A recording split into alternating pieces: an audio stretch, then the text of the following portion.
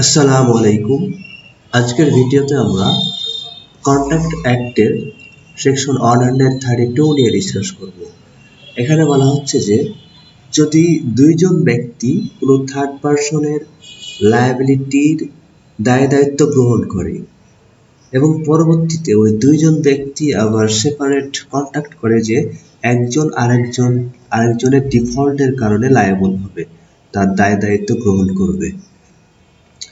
এই দ্বিতীয় কন্ট্রাক্টে third person যার লায়াবিলিটি আন্ডারটেকের জন্য লায়াবিলিটি গ্রহণের জন্য প্রথমে কন্ট্রাক্ট করা হয়েছিল, এই তৃতীয় ব্যক্তি এই তৃতীয় কন্ট্রাক্টের কোনো পার্টি না। এরকম অবস্থায় প্রথম কন্ট্রাক্টটিকে দ্বিতীয় কন্ট্রাক্ট এফেক্ট করবে না, যদিও ওই থার্ড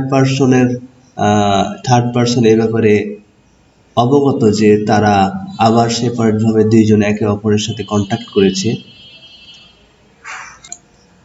এখানে বিষয়টা এরকম যে দুইজন ব্যক্তি তৃতীয় আরেকজন ব্যক্তির লায়াবিলিটি বা দায় দায়িত্ব গ্রহণ করার কন্ট্যাক্ট করলো। এরপরে আবার ওই দুইজন ব্যক্তি একে অপরের সাথে কন্ট্যাক্ট করলো যে আমরা দুইজন একসাথে নয়, বরং একজন আরেকজনের ডিফল্টের জন্য এটা আন্ডারটেক করব, এটা গ্রহণ করব। এই দ্বিতীয় কন্ট্রাক্টের কারণে প্রথম কন্ট্রাক্টটি এফেক্টেড হবে না।